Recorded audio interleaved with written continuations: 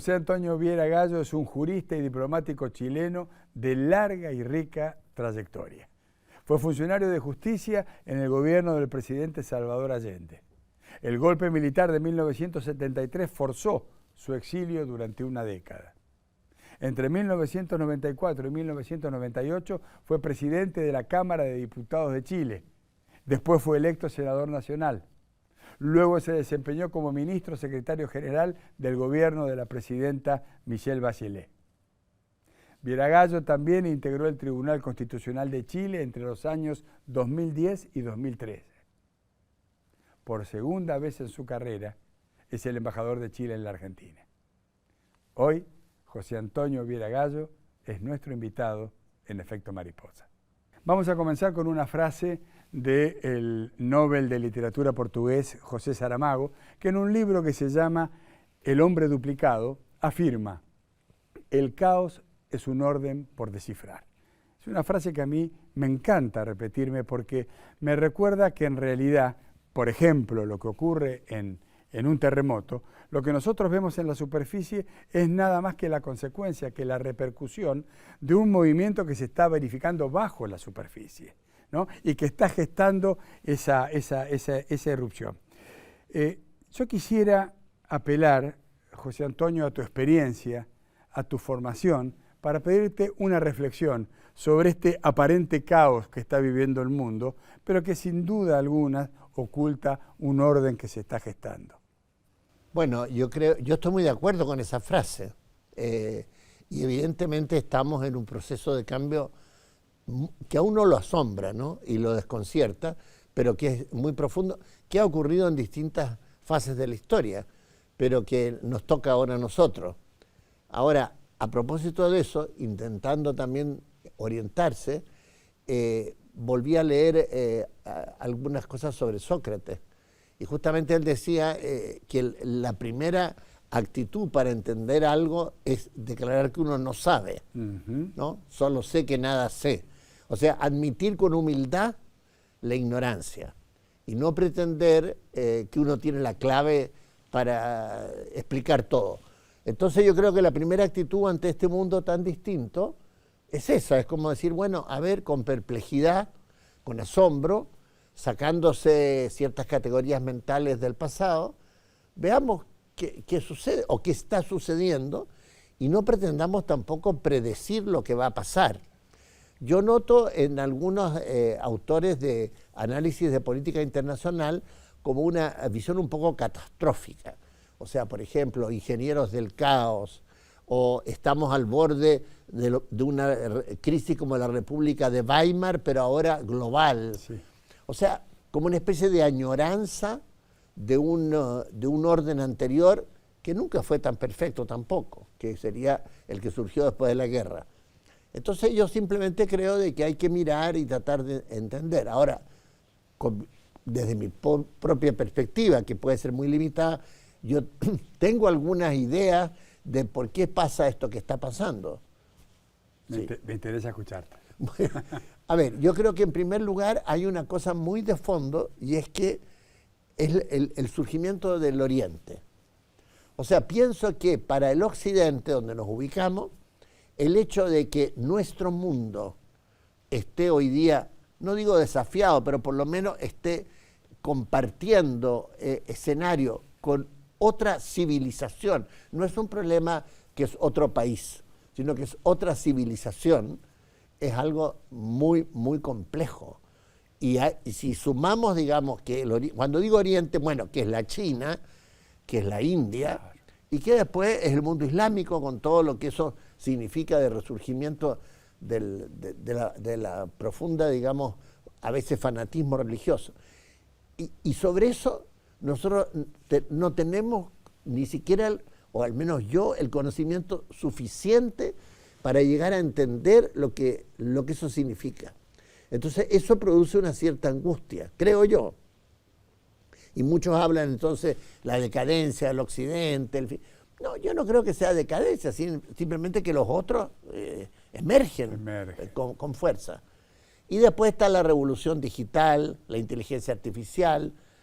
Todo eso hace, a mi juicio, que la gente que está como desconcertada un poco asustada también, se refugie en ciertas identidades básicas. Y esas son generalmente conservadoras, tradicionales, la familia, la religión en su visión más tradicional, a veces más simple, un cierto orden. Entonces, certezas, podríamos decir. claro, y que no se buscan tanto en ideología hoy día, sino que se buscan más bien como digo, en cosas más atávicas, más que están en el inconsciente. Y tal vez eso pueda tratar de explicar una cierta inclinación de masa hoy día hacia posiciones conservadoras, más autoritarias, como de defensa. Muy bien. Hablemos un poquito, José Antonio, de la relación entre Estados Unidos y nuestra región, América Latina o Sudamérica. Vos sabés que yo he sido 2 veces embajador en Washington, pero además viví 5 años siendo embajador de la Argentina en Naciones Unidas. Ya sabe muchísimo más que yo. Entonces, no. Lo que quiero decir es, de alguna manera, yo he interactuado con 4 presidentes estadounidenses, con George W. Bush, con Barack Obama, con Donald Trump y con Joe Biden.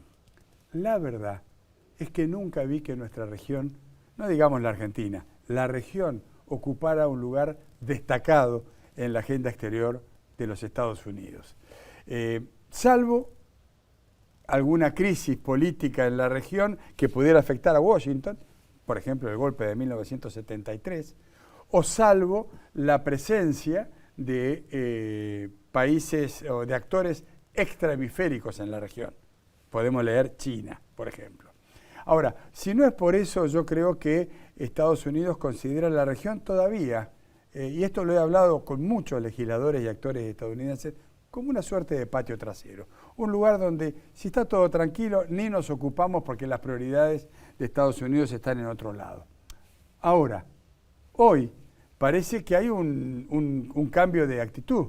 Hemos visto al presidente Donald Trump decididamente involucrarse en el proceso electoral doméstico de la Argentina e inclusive en la realidad de la gestión económica, ¿no? ¿A vos te parece que esto está marcando un cambio de actitud por temor al avance de China en la región? A ver, yo creo que comparto todo lo que ha dicho sobre la actitud tradicional de Estados Unidos. Cuando siente Estados Unidos de que hay una cierta amenaza extra, se mueve. Eso me imagino que fue también uno de los motivos de la Alianza para el Progreso de Kennedy, cuando vio de que podían venir, digamos, movimientos populares, muchos de ellos de orientación muy de izquierda, claro, y que eso podía tener favorecer en algo a la Unión Soviética, y después de la Revolución Cubana. Y creo que ahora le ha pasado un poco al presidente Trump con China, porque China entró muy suavemente en el África, como que Estados Unidos poco se dio cuenta, y resulta que parece que está como muy presente en infraestructura, en ayuda, en fin, en una serie de campos. Sí. Entonces yo creo que vieron con preocupación también eso, ¿no?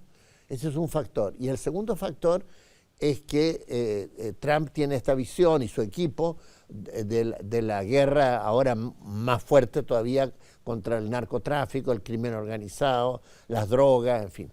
Entonces ven como una cierta amenaza que puede venir de América Latina, en la medida en que, por una parte, los carteles de la droga, pero y ligado a eso la migración también tan masiva, pero también la posibilidad de que China se haga mucho más presente en la misma forma que lo hizo, digamos, en África, o sea, sin despertar en forma más silenciosa, si se quiere. Sí. Entonces eso ha determinado que tengan ahora una actitud, digamos, mucho más activa y más allá, digamos, de los cánones tradicionales de la diplomacia norteamericana, o sea, no se usa la OEA, o sea, el sistema interamericano, sino que, por el contrario, es una política directa y una política, digamos, bilateral, el que se hace en negociación tú a tú con cada uno de los países. ¿Y no advertís algún componente ideológico también? Porque Trump ha jugado muy fuerte a favor de Milei, pero no ha jugado muy fuerte a favor de tu presidente o a favor del presidente Lula. ¿No te da la impresión también que el entorno del presidente, que tiene un sesgo ideológico muy marcado de derecha, forma parte de este sistema de toma de decisiones, de esta nueva actitud? No cabe la menor duda. Yo creo que es así. O sea, ellos también están tratando de impulsar y conducir hasta donde sea posible esta nueva ola conservadora. Lo hacen también en Europa, ¿no? Lo hacen con Hungría, lo hacen con Italia, en fin, y también, digamos, ahora con América Latina. O sea, lo hacen con El Salvador y lo hacen con la Argentina, principalmente. Ahora, en la medida en que en las elecciones que vienen vayan otros países adoptando posiciones más neoconservadoras, en fin, yo creo que también se va a hacer presente. Ahora, de los 3 grandes países en América Latina, con México no lo pueden hacer porque México tiene su propio perfil, ¿no?, político, cultural, en fin, pero hay un juego permanente con la presidenta Sheinbaum. Y en el caso de Brasil, salvo la reunión muy reciente en Indonesia con Lula, lo que sí ha hecho Trump es jugarse muy a favor de Bolsonaro. Le han puesto los aranceles altos, en fin. En cambio, el único de los 3 países más grandes, Argentina es el único que se declara aliado estratégico completo, digamos, de los Estados Unidos. El Mercosur, desde hace 25 años, está llevando una negociación con la Unión Europea para establecer un acuerdo de libre comercio entre el Mercosur y la Unión Europea. Estamos avanzando, pareciera que en un plazo de tiempo no muy lejano este acuerdo se va a terminar concretando. ¿Cómo querés vos que afecta, primero, a Chile y segundo, a la región? A ver, nosotros que somos país observador en el Mercosur, somos muy partidarios de que ese acuerdo se pueda concretar y se pueda realizar en plenitud. Y recuerdo mucho lo que me decía el presidente Lagos tiempo atrás, como decir, mire, si nosotros tenemos acuerdo con la Unión Europea, que ahora lo renovamos, y logra el Mercosur el suyo, bueno, quiere decir que vamos convergiendo hacia un cierto parámetro común, aunque sea en referencia a un tercero. Así que todo el respaldo, todo lo que se puede hacer para que eso, de parte de la diplomacia chilena, para que eso se pueda ocurrir, en eso apoyamos y estamos firmemente en eso. Ahora, lo que para mí resulta un poco sorprendente es que nosotros tenemos un acuerdo de libre comercio con el Mercosur. Tenemos con la Argentina un tratado completo y nuevo de libre comercio, de complementación económica, etc. Últimamente ha aumentado el comercio por la entrega de gas a Chile, ¿no? A través de los 5 gasoductos que tenemos, principalmente. Pero las potencialidades serían mucho mayores. Entonces eso ya no depende tanto de las normas de derecho internacional, sino de los agentes económicos, que se muevan, que vean oportunidades de negocio. Y yo advierto en la Argentina ahora un mucho mayor interés por el Pacífico, especialmente de las provincias que son limítrofes con Chile. Pero no solo, como que ahora hay la posibilidad, yo creo en los próximos años, de tener mucho más contacto y cadenas de valor, no solo intercambio comercial y de servicios, sino que también colaboración entre empresarios de los 2 países. Sin duda, sin duda. Brasil está pensando en el Pacífico, Argentina está pensando en el Pacífico, el futuro está en el Pacífico hoy en día. Ahí está el testimonio, si no, del puerto de Chancay en Perú. Así ¿no? es. El país, la mayor infraestructura portuaria de todas las Américas, y está orientada precisamente a potenciar el comercio con Oriente, ¿no? Eso es lo que pone nervioso a Estados Unidos. Absolutamente, absolutamente. Entre otras cosas. Absolutamente. Hablando de Estados Unidos, el 2 de abril del 2025 va a ser recordado como lo anunció el presidente Donald Trump, The Liberation Day on Tariffs, el día en que Estados Unidos redefine su política de aranceles e inicia una etapa nueva que tiene que ver, vos sabés que en inglés hay una palabra que no existe en español, esa palabra es weaponization Weapon es arma. Weaponization significa usar algo, lo que sea, como un arma, ¿no? Estados Unidos está usando los aranceles como una herramienta de presión política sobre distintos países. Vos recién mencionabas el caso de la carta que Donald Trump le manda al presidente Lula diciéndole o aflojan con el juicio que se le sigue a Bolsonaro o les pongo 50% de aranceles para la importación de productos brasileños al mercado estadounidense. Pero no es el único ejemplo. A la India ha sido castigada con un 50% de aranceles, de incremento de aranceles, porque le compra petróleo a Rusia. Y México viene terciando en una pulseada feroz porque se mezcla la cuestión arancelaria con la política antimigratoria que sigue adelante la gestión del presidente Trump. Entonces, la pregunta es, ¿vos crees que esta weaponización, la utilización del comercio y las inversiones van a formar parte de lo cotidiano en la puja del poder del mundo que viene? Bueno, esto que tú estás señalando es lo que yo creo que ha acelerado el Tratado de Libre Comercio entre Mercosur y la Unión Europea, claro, entre otras cosas. Claro que sí. Bueno, ahora, yo creo que lo que hace el presidente Trump es exactamente eso, usar esto como un arma, que un día lo pone, otro día lo quita, otro día lo pone acá, etcétera. Y no se sabe, digamos, con certeza qué es lo que busca, porque un día es una cosa, otro día es otra. Por ejemplo, con Canadá, ahora de nuevo está en contra de algunas cosas, después... Así es. O sea, es muy cambiante. Así es. Entonces, es muy desconcertante y yo creo que genera incertidumbre, especialmente yo pienso en los empresarios de los países, o sea, no de los Estados Unidos, sino de los países, de los otros países, que no saben a qué atenerse en sus exportaciones, en sus inversiones. Ahora, lo que yo he leído es que se pensaba por parte de los críticos de esta política de Trump que eso iba a tener un efecto muy fuerte en la inflación en Estados Unidos y en aspectos negativos de su economía, que ha sido mucho menor de lo que se esperaba. Tal vez porque tampoco, yo no sé si se ha hecho un estudio, cuánto han subido estos aranceles, porque una cosa es que él dice una cosa un día, después dice otra, después llega un acuerdo, después lo baja, después lo sube. Ahora que se juntó con Lula en Indonesia, dijo que lo iban a poner a trabajar los técnicos rápidamente para resolver los problemas, tal vez por presión del empresariado de Sao Paulo, no lo sé. Entonces, lo que produce, yo creo, esta posición nueva del gobierno americano es sobre todo, digamos, inestabilidad. Y se ve que organismos con la OMC no funcionan, ¿no? Desde muchos años ya que Estados Unidos no permitía que funcionaran los tribunales, llamémoslo, para resolver los conflictos. Ahora, ni pensarlo. O sea, nosotros tenemos un tratado de libre comercio con Estados Unidos.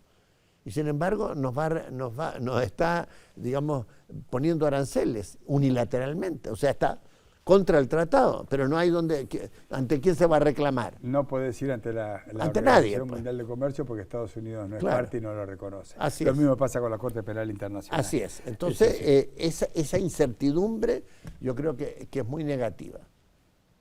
José Antonio, los últimos movimientos de la administración Trump en la región, concretamente en Venezuela, en Colombia, más concretamente en Venezuela, han generado una serie de reacciones en la región, sobre todo porque Estados Unidos deja entrever que puede intervenir militarmente en el terreno, no solamente bombardeando presuntos barcos que trasladen drogas como parte de una organización de narcotraficantes. Yo tengo acá una declaración de Celso Amorín, el ex canciller de Lula, pero actualmente el principal consejero en política internacional que tiene el presidente Lula. Y esta frase de Amorín dice: el intervencionismo militar de Estados Unidos en la región puede incendiar América Latina y llevar a todo el continente a una radicalización política.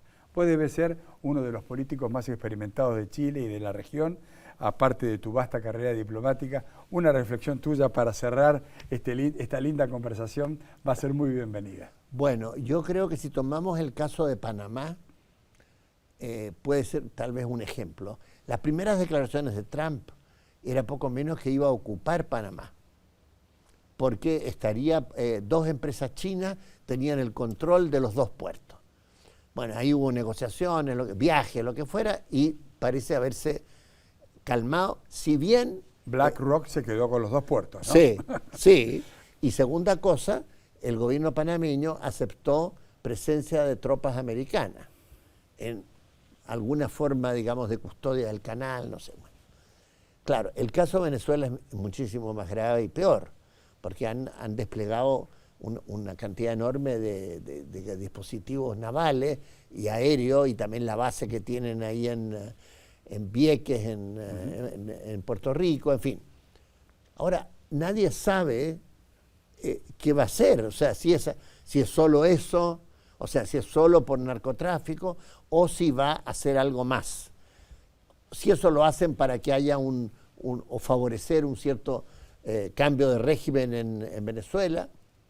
Ahora, yo en general soy muy contrario a todo lo que sea intervención de tropas extranjeras para provocar un cambio en otro país.